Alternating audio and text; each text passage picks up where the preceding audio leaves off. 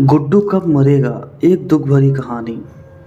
एक दिन ठेले पर भार अधिक होने के कारण रामू उसे ठीक से संभाल नहीं पाया और तेज गति से आती ट्रक से भिड़ गया। अगले ही पल उसकी मौत हो गई और उसके पीछे रह गई उसकी पत्नी जानकी और दो छोटे छोटे बच्चे गुड्डी और गुड्डू। एक तरफ रामू का अंतिम संस्कार किया जा रहा था और दूसरी तरफ उसके बच्चे बिलख रहे थे। इसलिए नहीं कि पापा मर गए थे, वे तो भूख से बिलख रहे थे। उन्होंने कई दिनों से पेट भर खाना नहीं खाया था और आज तो मुंह में एक निवाला भी नहीं गया था। सो भूख से रोए जा रहे थे। माँ माँ कुछ खाने को दो ना माँ, बड़ी भूख लगी है माँ, कुछ दो ना।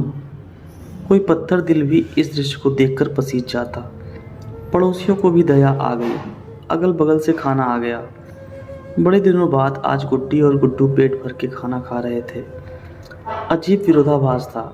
एक तरफ लोग रामू की मौत पर दुख व्यक्त कर रहे थे, वहीं दूसरी तरफ उसके अपने बच्चे बड़े चाव से भोजन कर रहे थे।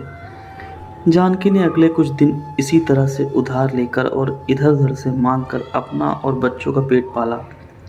लेकिन ये कब तक चलता? लोगों ने मदद करना बंद कर दिया।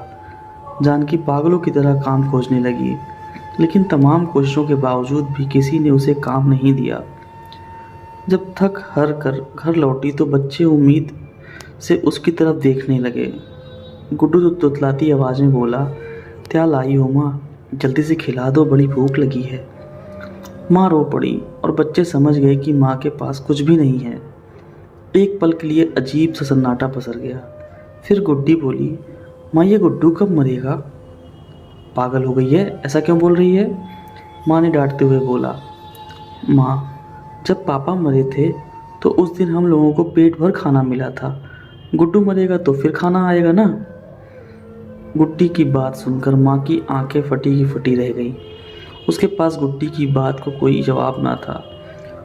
दोस्तों, ये सिर्फ एक कहानी नहीं है, ये दुनिया के करोड़ों लोगों की हकीकत है। इस पर गौर कीजिए।